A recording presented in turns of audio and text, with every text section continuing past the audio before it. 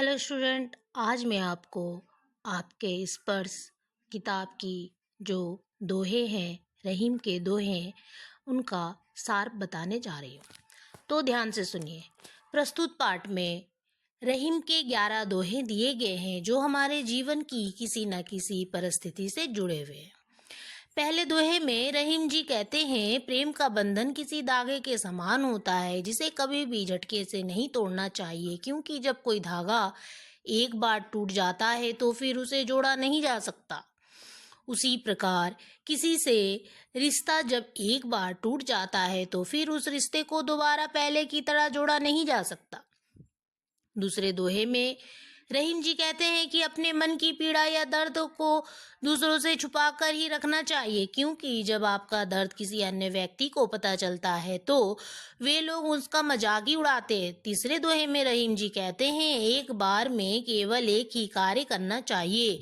एक ही साथ आप कई लक्ष्य को प्राप्त करने की कोशिश करेंगे तो कुछ भी हाथ नहीं आता।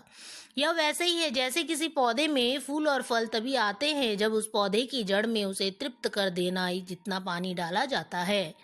चौथे दोहे में रहीम जी कहते हैं कि जब राम को वनवास मिला था तो वे चित्रकूट में रहने गए थे। ऐसी जगह पर वही रहना जाता है जिस पर कोई भारी विपत्ति आती है।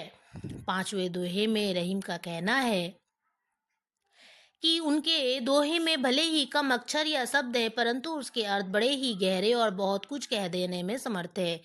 छठे दोहे में रहीम जी कहते हैं, कीचड़ में पाया जाने वाला वह थोड़ा सा पानी भी धन्य है, क्योंकि उस पानी में से कितने छोटे छोटे जीव की प्यास बुझती है, लेकिन वह गागर का जल बहुत अधिक मात्रा में होते हुए भी व्यर्थ होता है, क्योंकि उस जल से कोई भी जीव अपना प्यास नहीं बुझा पाता। सातवें दोहे में रहीम जी कहते हैं, यदि कोई आपको कुछ दे रहा है तो आपका भी फर्ज बनता है आप उसे बदले में कुछ ना कुछ दें। आठवें दोहे में रहीम जी कहते हैं कि कोई बात जब एक बार बिगड़ जाती है तो लाख कोशिश करने के बावजूद उसे ठीक नहीं किया जा सकता।